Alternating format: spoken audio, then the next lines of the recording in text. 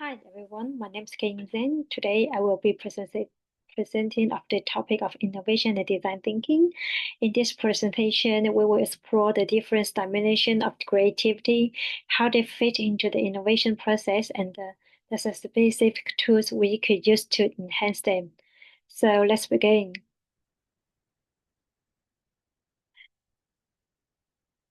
Let's begin by the creativity in the innovation context. Creativity is defined as the production of the novel and useful ideas. When we apply into this product design, it is not just about abstract production of the thinking. It involves transforming those ideas into tangible solutions that meet our users' need. According to the Hamburger 2015, new product is design multi-dimensional construct comprising three key elements. First one is aesthetic dimension, which covers the visual appeal and the sensory experience of the product. Second, functionality, which is its ability to fulfill the product's actual purpose. And the third one is symbolism. It refers to the meaning of the social status conveyed to the consumer through the product. Understanding the definition of the career because creativity plays the three vital roles in the innovation process. The first one is catalyst for innovation. Creativity is the starting point of the innovation because it fills the ideation phases by generating novel concepts. Second, it serves as problem-solving mechanism. It enables design teams to overcome design constraints and the technical challenges through nonlinear thinking. Finally, creativity is a driver competitive advantage. High-quality creativity directly impacts company performance by increasing consumers' willingness to pay and generating performance positive of word of mouth. Then, to be better understand how to apply this, we need to look at the specific type of creativity. I have them into three distinct types, which are emotional, divergent, and lateral thinking. Let's start with the emotional creativity. Emotional creativity is the ability to generate emotional responses uh, that are novel, effective, and authentic. This process views emotional experience not as something we passionately feel, but as a creative product that can be actively constructed. The characteristics of this type include novelty, which means breaking away from the standards, and the construction, meaning the emotion is actively constructed to fit the situation.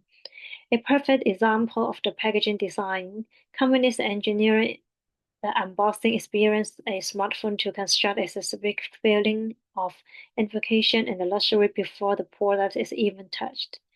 This effectiveness is in design include for building trust. Then the second type is divergent thinking, generating this is characterized by generating multiple solutions to a single problem. It relies on fluency and flexibility to produce a large quantity of diverse ideas. However, it is important to note that divergent thinking is not just finding solutions. According to the reference, it is critical for problem construction and defines problem itself in multiple ways. Yep. The third type is lateral thinking. This involves solving problems through an indirect and creative approach. It uses disruption and the provocation to break established patterns of logical thought. Often, this involves using what-if statements to generate new concepts. A strong application of this in strategy is marketing innovation. For example, like liquid death. This canned water company. The standard logic in the water industry usually are about purity, natural, and the plastic bottles. But like liquid death look a literal approach and market water like heavy metal beer, with the slogan Murder Your Thirst. This turned a boring commodity into the viral lifestyle brand valued at over $700 million, completely disrupting the water market as I described. Now that we have defined those types, we must assess their suitability for different stages of the design process. Divergent thinking is the most suitable for idea generation and problem construction. In this stage, we value quantity over quality. This goal is to generate a wide range of the possibilities without judgments. For instance, if we look at the problem improving hotel check-in, the core issue is that the guests have to waiting in the line at the front desk.